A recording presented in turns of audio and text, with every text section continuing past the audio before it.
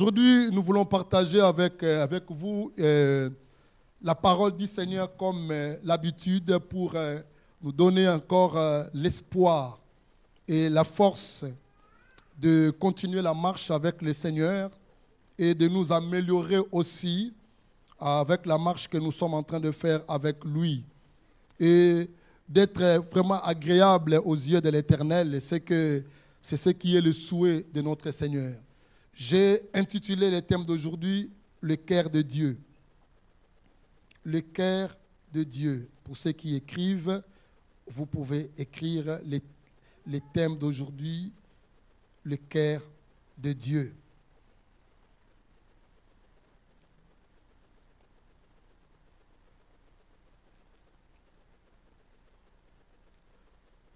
Le cœur de Dieu, si nous pouvons dire que Dieu, c'est vrai que Dieu est esprit, et comment nous pouvons aussi vraiment comprendre le cœur de Dieu. Et Dieu a révélé à nous, les humains, son cœur également. Le cœur de Dieu a été révélé à un humain, si je peux dire comme ça, à un humain, une personne qui était sur la terre, des hommes, sur cette planète, cette personne de Jésus. Et si vraiment nous voulons faire les études, nous voulons regarder, voir complètement le cœur de Dieu, et nous allons comprendre que le cœur de Dieu était révélé à Jésus-Christ comme humain ici sur la terre.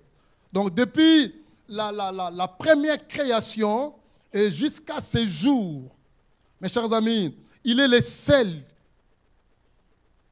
Jésus est le seul, la seule personne qui nous a vraiment montré réellement qui est Dieu, comment Dieu fonctionne, comment le cœur de Dieu est. Nous avons vu ça à notre Seigneur Jésus. Il est venu sur la terre, il a vécu avec les hommes, mais il n'a pas commis le péché. Vous allez remarquer en lui, la différence était parce que son cœur était différent avec le cœur des hommes. Il a porté une enveloppe qui était comme un corps ou chair, mais le cœur qui était à cet homme ici sur la terre, ce n'était pas un cœur humain. Alléluia. Tout le monde voyait un homme, un garçon, et il parlait comme tout le monde, mais le cœur qui était dans cette enveloppe que lui portait, ce n'était pas un cœur des hommes. C'était réellement un cœur de Dieu. La différence était ça entre nous et lui, Jésus, quand il était ici sur la terre. Lui qui pardonnait, il pardonnait les gens sans être jugé, les gens. Voyez là où j'étais en train d'étudier les cœurs de Dieu et j'ai étudié ça en Jésus. Il ne condamnait pas les gens comme les hommes condamnent les gens. Il pardonne sans juger comme nous avons vu à la croix du Calvaire. Juste un homme qui disait, Seigneur, souviens-toi de moi, pardonne-moi. Et tout de suite là, il pardonne sans le jugement. Lui qui venait au chevet des malades. Lorsque les gens regardaient de côté, mais lui, il regardait ceux-là qui sont malades, ceux-là qui ont des problèmes, et lui, il va au tout près de ces gens-là. Il guérit les malades sans savoir, sans même connaître s'il vient de quelle famille. Alléluia. Il n'avait pas, lui, le parti pris ou le tribalisme en lui avait pas. Il guérit les gens sans tenir compte d'où ils viennent.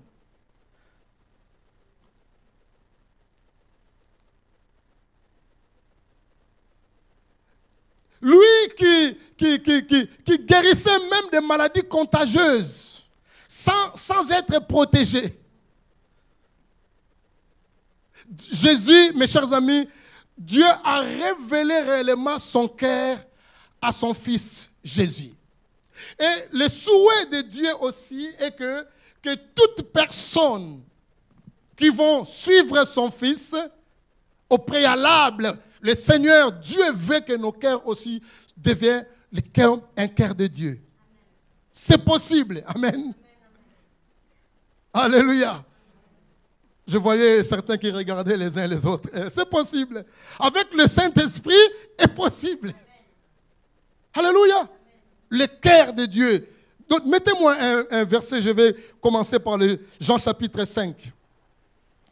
Jean chapitre 5. C'est un récit que nous connaissons bien. Mais je tirais quelque chose de là. Jean chapitre 5.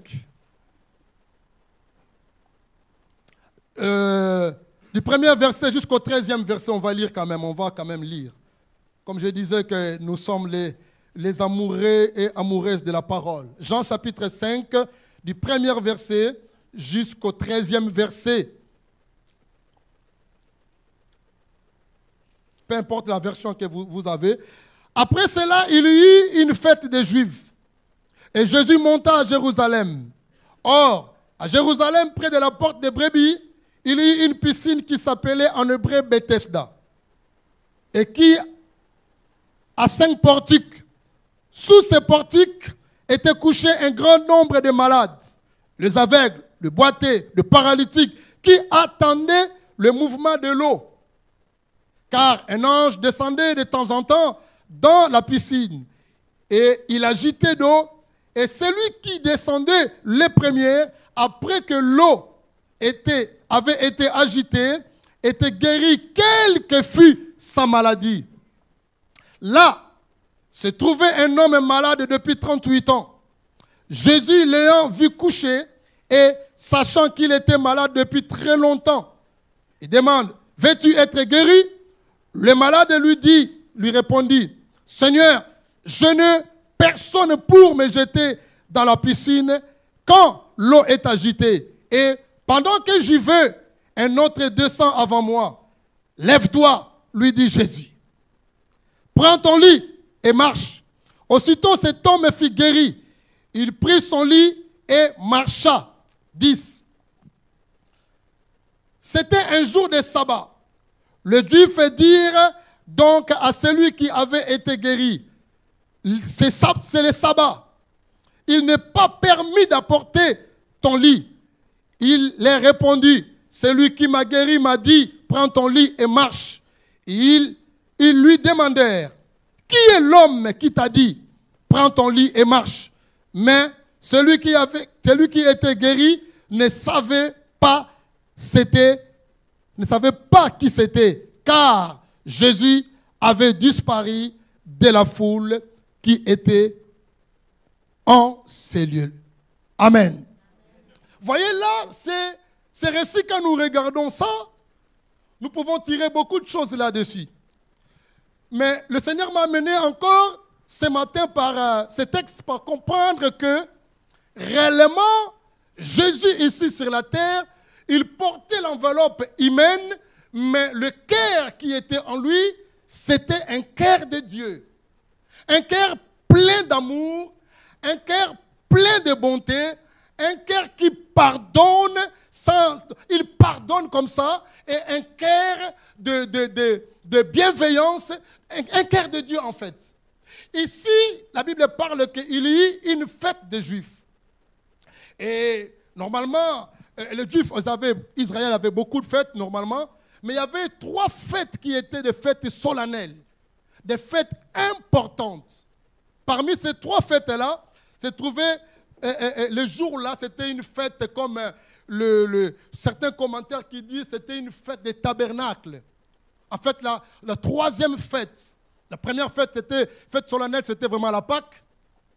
Et la 2e fête, c'était la fête des moissons, que nous appelons aussi aujourd'hui bien fête des semaines ou bien fête de Pentecôte. La 3e fête, des fêtes des récoltes, ce qu'on appelle aujourd'hui des fêtes des tabernacles. Et là, c'était la fête des tabernacles, qui était une fête solennelle très importante et pour tous les Juifs.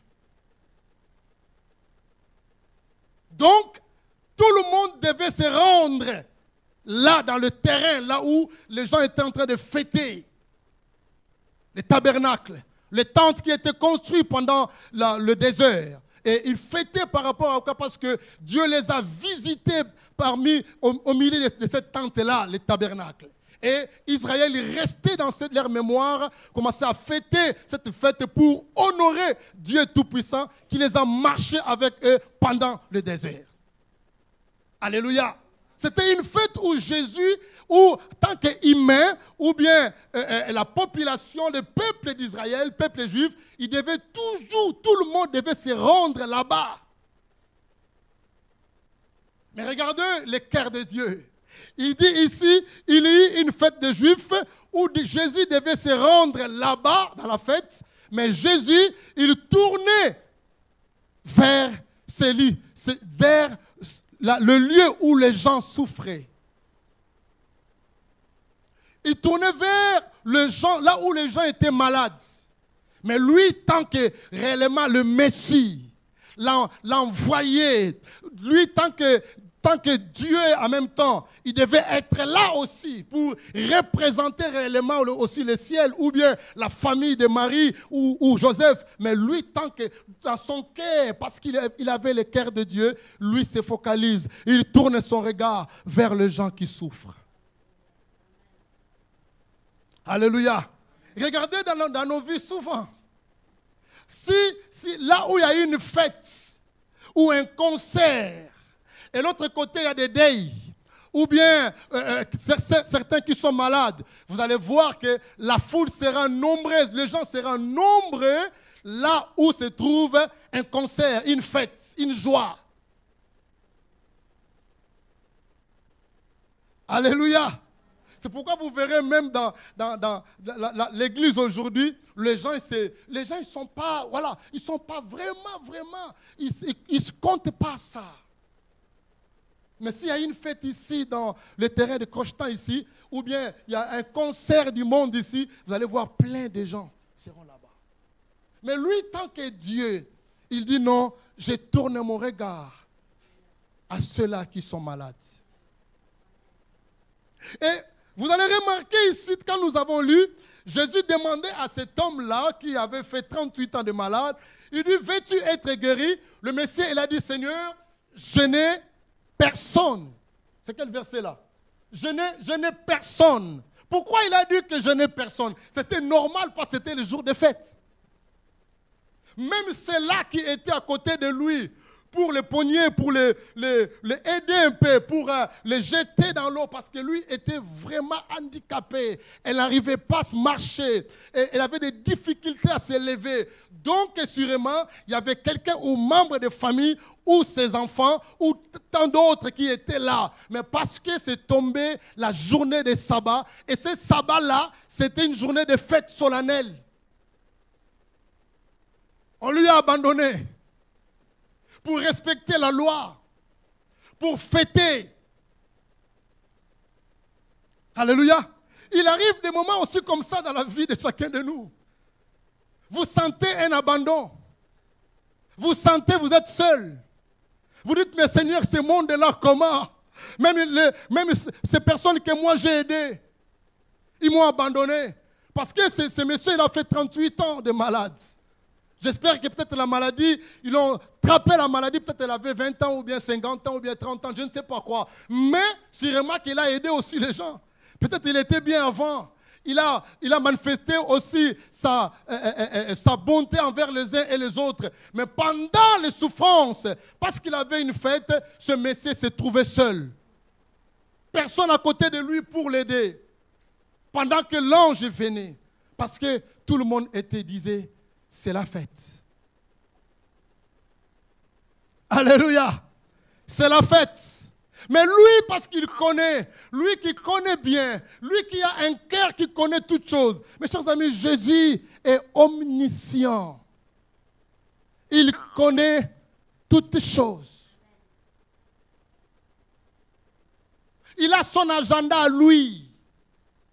Des fois, nous pensons que le Seigneur nous a oubliés. Il y a beaucoup de prières comme ça nous faisons dans notre tête ou bien dans notre bouche. Seigneur, pourquoi tu m'as oublié? Le Seigneur n'oublie personne. Il n'oublie personne. Dans son agenda, il sait qu'aujourd'hui, là, ces gens-là qui étaient à la piscine seront abandonnés. Et moi, tant que Dieu, je n'irai pas là-bas à la fête, mais je vais aller compatir avec ceux-là qui souffrent. Alléluia. Un Dieu merveilleux, plein de bonté. Lorsque nous nous espérons à lui, mes chers amis, nous ne serons jamais déçus et jamais abandonnés. Le monde peut nous abandonner. Même tes parents, tes proches, un jour peuvent nous abandonner.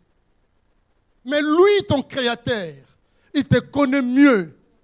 Même la situation par laquelle que vous-même, vous êtes ignorant de cela. Mais lui connaît cette situation qui est cachée encore à toi. Alléluia. Et il dit, veux-tu être guéri? Il dit, je n'ai personne. C'est normal. Parce qu'il tombait le jour des sabbats. Tout le monde était là à la fête. Tout le monde était à la place. Tout le monde était à la place. Regardez comment ça se passe des fois des carnavals ou bien des choses ici. Comment ça se passe ici. Les gens sont tellement nombreux pour venir fêter. Des fêtes inutiles. Mais il y a des gens qui souffrent à côté. Mais qui peut regarder tous ces gens-là? Personne, si ce n'est que Dieu. Alléluia. Je n'ai personne. Regardez le verset que je tirais, que le cœur de l'homme aussi est tellement mauvais. Le verset 10. Il dit, je vais retourner là-dessus. Le verset 10, lorsque cet homme était guéri, il dit ceci. C'était un jour de sabbat.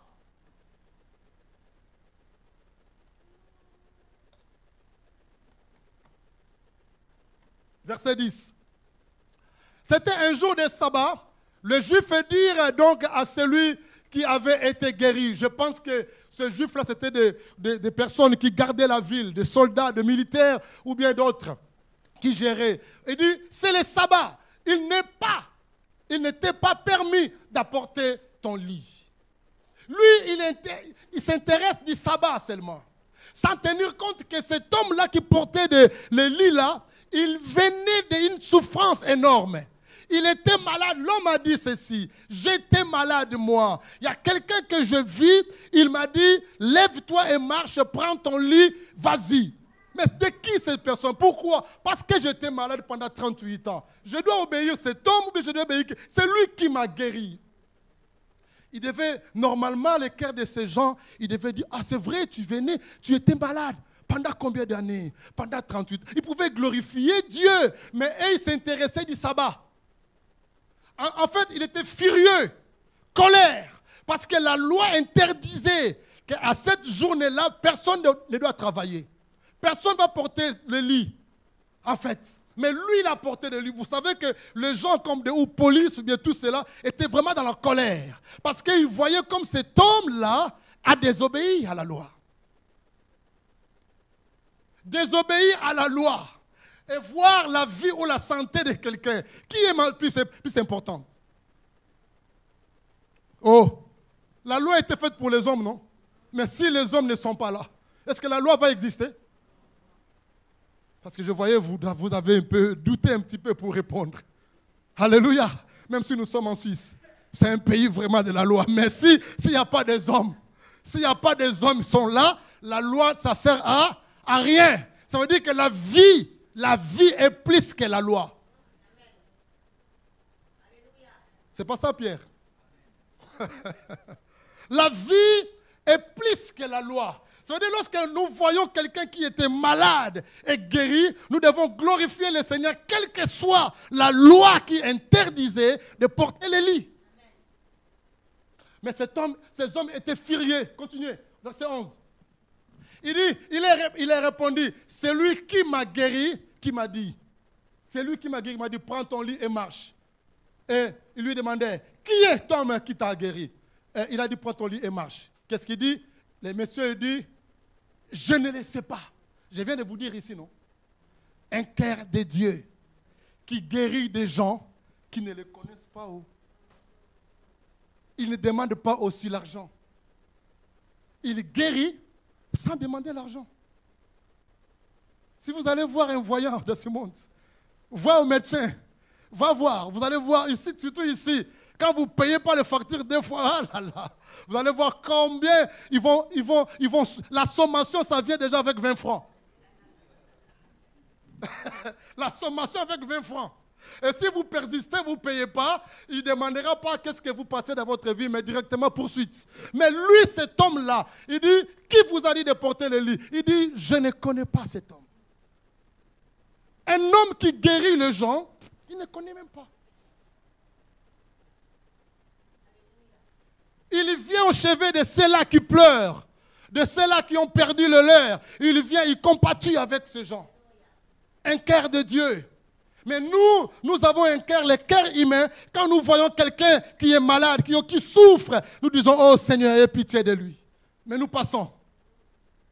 Mais lui, il vient pour bander le plaid de quelqu'un, pour prendre soin de la personne. Mes chers amis, la différence que nous avons vue entre Jésus, homme, et nous, humains comme ça, c'était le cœur. Le cœur qu'il avait, c'était un cœur de Dieu. Un cœur différent. Même sa mère biologique, sa mère Marie et Joseph ne comprenaient pas des fois Jésus. Cet enfant, il est comment? Ne comprenait pas. Un cœur qui se souciait des âmes, les âmes qui étaient perdues. Marie et Joseph étaient en train de chercher Jésus pendant la fête aussi. Il y avait une multitude de gens et l'enfant était perdu. Jésus était perdu dans cette foule-là. À ce moment-là, il n'avait que 12 ans. Jésus s'est perdu avec ses parents. Les parents commençaient à chercher rien. Lui, un enfant de 12 ans, retournait au temple pour prêcher le vieux qui avait de barbe blanche. Un enfant de 12 ans était là, 2 ans, devant, en train de prêcher le papa là. Il parlait du royaume de son père. Il avait besoin de faire entrer la volonté de son père devant ces gens qui étaient au milieu de lui. Lui retournait. Et lorsque ses parents viennent de trouver au temple, il dit, mais Jésus, notre fils, pourquoi tu nous fais comme ça? Nous te cherchons partout. Il dit, écoutez, je dois accomplir la volonté de mon père.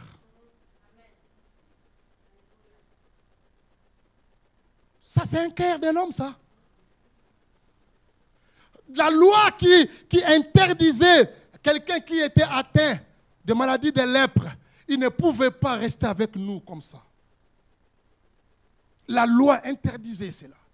Vous êtes atteint de lèpre, quand vous voyez quelqu'un qui est en bonne santé, qui passe auprès de vous, c'est vous, lépreux, vous devez crier. Attention, je suis lépreux, je suis lépreux. C'est une maladie très contagieuse. Lui, le Seigneur, Jésus, enveloppe humaine, mais le cœur de Dieu, lui, s'approchait aux lépreux.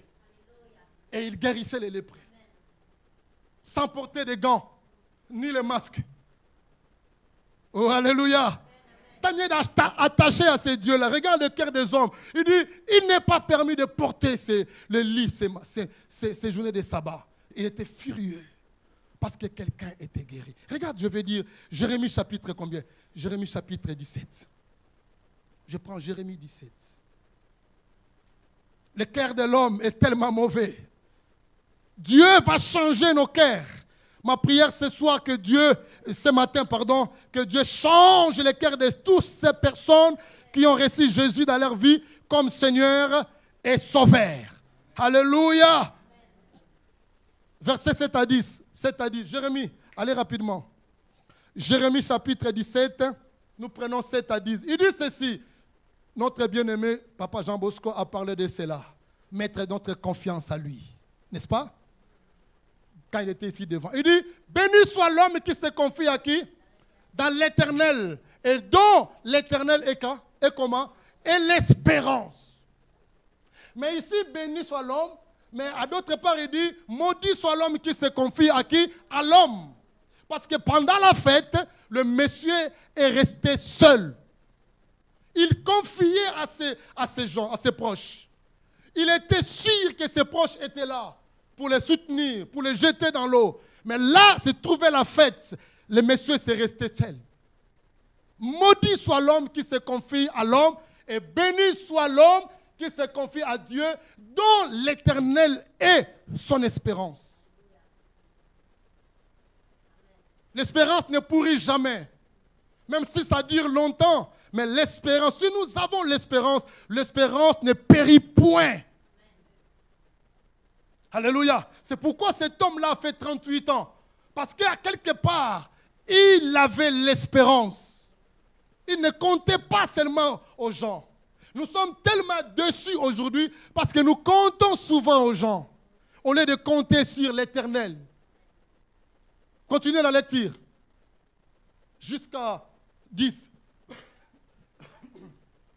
Celui qui espère à l'Éternel, il est comment? Il est comme un arbre planté près des eaux et qui étend ses racines vers comment? Vers le courant. Hein, c'est presque le livre de Psaume aussi, hein, Psaume chapitre 1 aussi, c'est presque pareil. Il dit, donc, celui qui espère à l'Éternel, lorsque vous avez un problème, une situation qui a duré longtemps, un problème qui n'a pas trouvé encore la solution, vous avez consulté des marabouts, je ne sais pas, des pasteurs, beaucoup d'autres choses. Mais il dit, celui qui confie à l'Éternel, qui met son espérance à l'Éternel, il est comme un arbre planté et ses racines étendent vers les eaux, vers le courant. Il n'aperçoit point la chaleur quand elle vient. Et son feuillage reste comment? Vert. Le feuillage reste vert. Dans l'idée que si je n'ai pas reçu aujourd'hui, si je ne suis pas guéri aujourd'hui, mais demain, comme le feuillage reste vert par rapport au courant que nous avons vis-à-vis de ce courant d'eau-là, l'espérance que nous avons auprès du Seigneur, un jour que le Seigneur me visitera. Alléluia. Alléluia. Vous savez, mes chers amis, Joseph de l'Égypte, hein, et Joseph qui a vécu en Égypte, lorsqu'il voulait rendre âme, il a appelé les anciens de l'Église, les anciens d'Israël. Il s'est, écoutez, je sais que pour l'instant, vous êtes des esclaves. Vous êtes là comme esclaves. Ça, ce n'est pas notre pays. Nous sommes là en Égypte. Mais écoutez, j'aimerais vous dire une chose. Moi, je vais rejoindre nos pères. Mais le jour que Dieu vous visitera, il parlait ça au futur. Le jour que Dieu vous visitera, n'oubliez pas de prendre mes eaux, d'amener là-bas dans mon pays. Joseph est parti, il est décédé. Des années, des siècles sont passés. Mais parce que Joseph, à lui, avait l'espérance. Il savait qu'un jour, même si la souffrance de Pharaon, même si Pharaon augmentait la souffrance dans votre vie, mais un jour, le Seigneur, le Dieu d'Abraham, d'Isaac et de Jacob, va vous visiter. Alléluia. Cette espérance-là que nous devions avoir, nous, enfants de Dieu, de ne pas confier aux hommes, de confier à Dieu. Aujourd'hui, je n'ai pas reçu, mais je crois, j'ai l'espérance. Un jour, Dieu me visitera. Parce que dans son agenda, ton nom est là-dedans. La date sont inscrites, l'heure est inscrite, tout est là-dedans. Lorsque le jour-là arrivera, il viendra expressément que pour toi. Alléluia. Il dit ceci. Dans l'année de la sécheresse, il n'a point comment? Il n'a point de crainte. Et il ne cesse de porter quoi? Le fruit. Pourquoi? L'espérance à Dieu. L'espérance à Dieu. Regarde maintenant. Le cœur de l'homme. Il dit le cœur de l'homme. Il fait l'allusion au cœur de l'homme. Le cœur de l'homme est tortueux. Par-dessus tout. Il dit, et comment? Et méchant. L'homme vient d'être guéri. Pendant 38 ans de malade. C'est un sujet de joie. Alléluia. Vous ne pouvez pas engueuler quelqu'un qui a fait 38 ans de malade pour votre fête. À cause de votre fête de tabernacle. Oh, vous me comprenez? Attachons-nous à Dieu. Dieu n'a pas un cœur humain. Jésus n'avait pas un cœur humain. Un cœur de Dieu. Plein d'amour. Lorsque les autres tournent le dos contre nous, mais lui, il vient nous accueillir. C'est pourquoi nous sommes des fois tellement déçus avec des gens que nous avons donné de confiance totale. L'homme chrétien, il oublie ces versets. Le cœur de l'homme est tortueux, par-dessus tout. Il dit, le cœur de l'homme est méchant. Il est méchant. Il peut te dire que tu es vraiment mon pote, mais quand ton pote Dieu l'a élevé, les cœurs commencent à battre de manière un peu méchante. Cherche les moyens pour le tuer. Je vous ai parlé de Caïn et Abel, non? Des frères. Ce n'est pas des frères de l'église. Des frères, comme on se dit, frères et sœurs. Frères. Comme les enfants ici de l'Europe, ils nous ont appris quelque chose que nous n'apprécions pas vraiment ça, nous les Africains surtout. Les Européens ils différencient vraiment, ça c'est mon frère, ça c'est mon demi-frère. Caïn et Abel étaient il n'y avait pas de demi-frères là, ils étaient des frères. Chez nous, les Africains, on ne parle pas de demi. Hein. Je vous dis déjà de savoir ça. Nous, les Africains, si un jour que tu t'es... Je ne sais pas, Dieu il fait tout. Un jour que tu t'engages avec un Africain, n'osez pas de parler de mes frères. Ça nous fait beaucoup de mal. Alléluia. Nous ne parlons pas de ça. Demi-frères. Non, nous ne parlons pas de ça. Il y avait un papa qui habite à Fribourg. Il a dit, traduis-moi demi-frère à Lingala. Dans notre langue, traduis ça à Lingala. Demi-frère. Vous êtes traduit comment? Traduit demi-frère à Lingala. Ndekoya, un frère comment? Un moitié frère. Vous voyez comment ça sonne? Ça sonne mal, hein? Ah, pour nous les chrétiens, que ce soit européens, ne disez pas demi-frère. C'est votre frère. Alléluia. C'est notre frère. Même s'il est même sans, de côté de papa, mais c'est mon frère. Même sans côté de maman, c'est mon frère à moi. Alléluia. Pas de demi-frère là. Écoutez ce qu'il dit. Il dit, le cœur de l'homme est méchant. Il dit méchant, lorsque Dieu élève le frère qui est à côté de toi, Caïn était très irrité, très furieux. Il cherchait les moyens pour détruire. Cet homme qui était malade pendant longtemps, il vient d'être guéri. Ça doit être un sujet de joie. Si même lui-même, Dieu n'a pas voulu aller dans une fête, il est allé là où les gens sont en train de souffrir. Et vous voulez interdire cet homme de réjouir. Ça, c'est le cœur de l'homme. Alléluia. Verset combien? C'est 10, hein? Alors, écoutez maintenant ce que Dieu va faire dans nos cœurs maintenant que nous avons reçu le Seigneur. Ézéchiel, verset 36. Chapitre 36, 25 à 26. Après, nous allons retourner dans notre texte de base de Jean chapitre 5. Ézéchiel, notez cela. Ézéchiel 36. Le souhait de Dieu, il est venu sur la terre nous montrer le cœur de Dieu à travers son Fils Jésus. Et son souci est que tout le monde qui va le suivre doit avoir ce cœur-là. Regarde ce qu'il dit. Soulignez ça, c'est très important. Je répandrai sur vous comment? Une eau pure. Dans le but de nous purifier. Ça peut être aussi le symbole du baptême. Hein? Donc l'eau pure, parce que après le baptême, nous sommes purifiés de tout péché, de tout mal. Il dit, je répandrai sur vous une eau pure. Et vous serez comment? Purifiés. Lisez avec moi. Je vous quoi? Je vous purifierai de toutes vos souillures et de toutes vos idoles. Verset combien?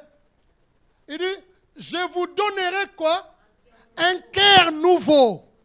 Après la purification, après le baptême, l'acceptation de Jésus dans notre vie, ce qui vient après, c'est ça, un cœur nouveau. Ce n'est pas seulement le baptême, mais après le baptême, parce que nous sommes lavés par son sang, purifiés par l'eau pure, et il nous donne, il dit, je vous changerai un cœur, je vous donnerai un cœur nouveau. Un cœur nouveau, ça veut dire, il va ôter à nous les cœurs de quoi? Les cœurs de pierre. Regarde ce qu'il dit. Et je mettrai en vous un esprit aussi nouveau. J'ôterai de votre quoi? De votre corps enveloppe. C'est que Christ a porté l'enveloppe humaine. Mais le cœur qui était à lui, ce n'était ni le cœur de Joseph, ni le cœur de Marie. Mais le cœur de Dieu. Amen. Alléluia. Il dit, j'ôterai de votre corps, comment? Le cœur de pierre. Le cœur de pierre, c'est un cœur méchant. Un cœur hypocrite.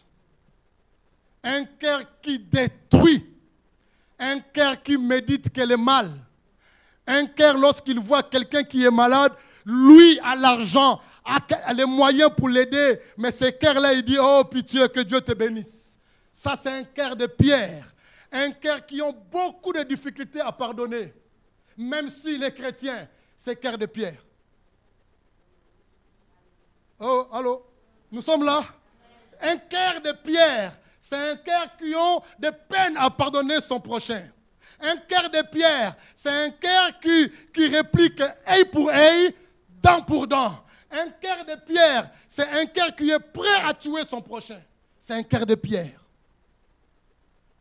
Et ce n'est pas ça, ce que Christ nous a appelés. C'est pourquoi il a dit, je vous purifierai et après la purification, je vous donnerai un cœur nouveau. Un cœur nouveau. C'est ça ce que Dieu fait dans la vie de chacun de nous. Il vient pour changer nos cœurs. Vous voyez quelqu'un qui était un homme méchant, mais lorsqu'il est transformé par Dieu, au travers le Saint-Esprit, la personne est devenue une bonne personne pour la gloire de notre Seigneur. Celui qui était là, il commettait des meurtres, il tuait, il faisait du mal. Mais lorsqu'il est transformé par Dieu, et cette personne-là, il est complètement changé parce qu'il prend un cœur de Dieu. Toi qui avais beaucoup de peine à pardonner, c'est parce que vous avez un cœur de pierre. Parmi nous, peut-être jusque-là, vous avez des peines à pardonner les gens. Certains parmi nous sont venus à l'église, peut-être ils ne parlent même pas avec son mari, même avec sa femme, ils n'ont pas parlé, ni bonjour, ni roi, mais il vient pour adorer le Seigneur avec un cœur de pierre. Il est difficile pour que Dieu écoute leur prière comme ça. C'est ça la vie chrétienne. Il dit, je vous donnerai comment? J'ôterai en vous le cœur de pierre pour vous donner un cœur de chair, un cœur qui n'a pas de os. Un cœur qui pardonne facilement, sans pourtant amener des jugements aux gens. Vous savez, quand on était petit, nos parents nous ont éduqués, mais même les parents, même les enseignants à l'école.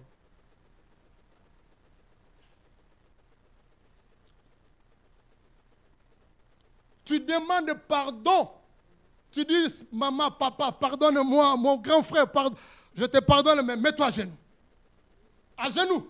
Et à genoux, ça où? Vous savez, avec des bouchons là, où il y a des bouchons, où il y a des cailloux, des petits cailloux, vous allez mettre à genoux devant le bouchon là, comme ça, restez là à genoux. Et lève ta main. Ah, juste pour pardonner. Lève ta main en haut. Dis, je ne ferai plus. Répétez ça 10 fois. Je ne ferai plus cela. Je ne ferai plus. Je ne ferai plus. Ah, quel cœur. Quel cœur. Mais par contre, demain et après-demain, je vais encore commettre les péchés. Parce que la nature, l'homme, c'est comme ça.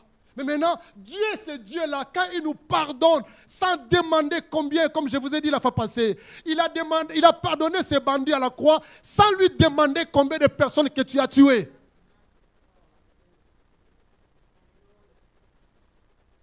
Seigneur, il dit, Seigneur, souviens-toi de moi quand tu viendras dans ton paradis. Jésus a regardé. Moi, je disais, mais l'autre bandit, il fallait qu'il profite aussi. Mais lui, il était orgueilleux. L'autre bandit dit, Jésus regardait, il dit, regarde. Il n'a pas dit, je vais te pardonner, bien sûr, parce que je suis Dieu. Mais combien de gens que tu as tués? Qu'est-ce que tu as fait que pour être ici à la croix? Il n'a pas dit ça. Il n'a pas dit. Il a dit tout simplement, aujourd'hui, je serai avec toi au paradis. Vous savez, mes chers amis, que Jacques a été tué, décapité. D'autres apôtres ont été lapidés. Mais ça peut être aussi le frère de Jésus ou bien le cousin de Jésus que ce bandit-là a tué, sans pourtant demander combien de personnes que toi tu as tué. Directement, il a pardonné. Ne gardez pas, si vous gardez la rancune, vous gardez la colère, vous êtes tant que chrétien, vous avez encore un cœur de pierre. Vous savez, ma prière, mes chers amis, moi j'avais demandé ça au Seigneur. Même pour les hommes de Dieu. Vous pouvez précipiter vous êtes devenu homme de Dieu, mais le cœur n'est pas encore changé. Vous avez beaucoup de peine à pardonner, même les brebis du Seigneur. Parce que certains qui regardent leur propre intérêt. Mais si nous regardons l'intérêt de Dieu, la première des choses que Dieu fait dans la vie de quelqu'un qu'il a reçu dans sa vie comme Seigneur et Sauveur, Dieu change d'abord le cœur des gens. Et surtout pour un berger, celui qui voulait conduire les gens, Dieu réellement, il entre en action pour changer son cœur. Vous ne pouvez pas conduire les gens avec un cœur de pierre. Impossible. Alléluia. C'est impossible. Il dit, qui t'a dit de porter ce lit? Il dit, non, mais celui qui m'a dit de porter ce lit-là, c'est Jésus. Et la personne que je ne connaissais pas. Ça, c'est 26. On a déjà lu 26. Voilà. Donc, nous retournons dans notre texte là pour finir. Jean chapitre 5. Et vous voyez ce que Christ a fait et personne d'autre ne pouvait le faire. C'est pourquoi je dis, depuis la création de ce monde jusqu'à nos jours, il n'y a personne qui a ce cœur-là comme lui. Et nous tous, nous sommes des pécheurs. Mais lui qui a vécu sur la terre des hommes, qui n'a pas commis le péché. Parce qu'il était Dieu. Parce qu'il connaissait toutes choses bien avant. Parce qu'il connaissait la pensée même des gens. Il était prêt à pardonner, prêt à libérer son onction, prêt à ressusciter les gens, même lorsque c'est que les sorciers ont détruit. Souvenez-vous de cette maman qui était courbée pendant 18 ans. Il est venu, il est entré dans le temple, la maman était toujours comme ça, mais les anciens de l'église sont là. Les rôles de l'église, les anciens sont là. Une maman elle souffrait pendant longtemps, 18 ans de souffrance. Elle était courbée, mais les anciens disaient toujours, que Dieu se souvienne de toi. Au lieu de s'organiser, ne fût-ce qu'une journée de jeûne et prière pour elle. Ça, c'est le rôle de l'église.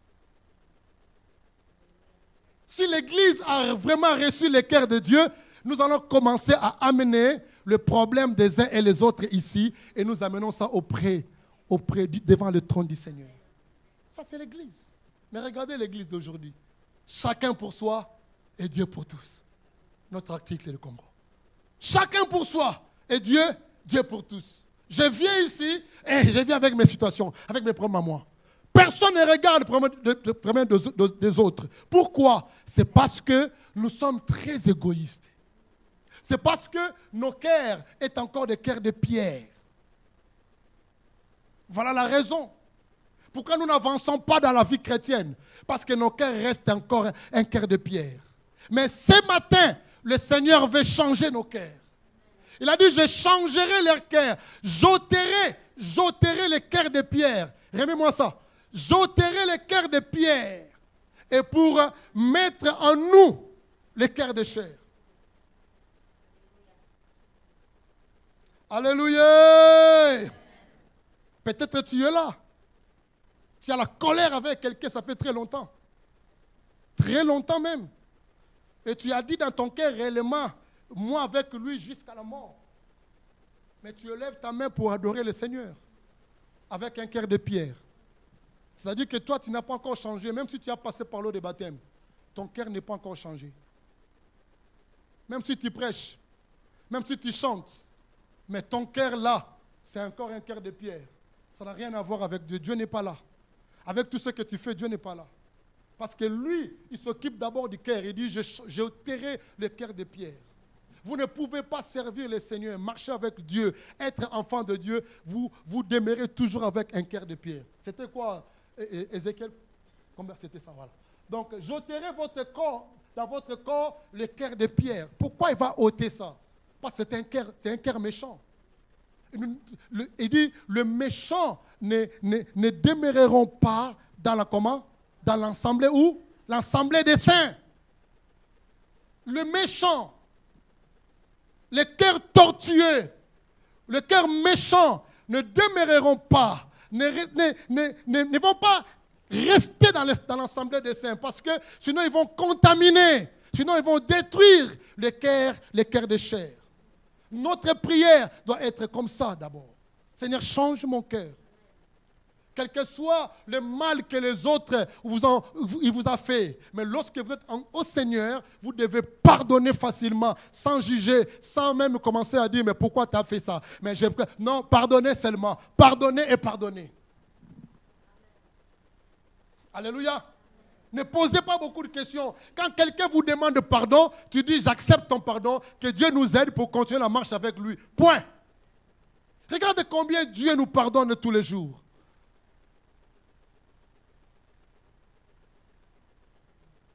J'aimerais dire, mes chers amis, notre espérance doit être nourrie au Seigneur. Dans son agenda, il connaît ton problème. Et ne disez pas que Dieu t'a abandonné. Il n'a pas abandonné cet homme. C'est là où je dis le cœur du Seigneur. Parmi nous, ici, nous avons des problèmes, des situations difficiles. Mais sachez-le bien que Dieu, il connaît ton problème. Il te visitera au temps opportun. Alléluia. Il te visitera au temps opportun. Parce que le cœur qui est en Jésus, c'est un cœur de Dieu. Un cœur d'amour. Amen. Que mon Dieu vous bénisse. Lèvons-nous, nous allons prier.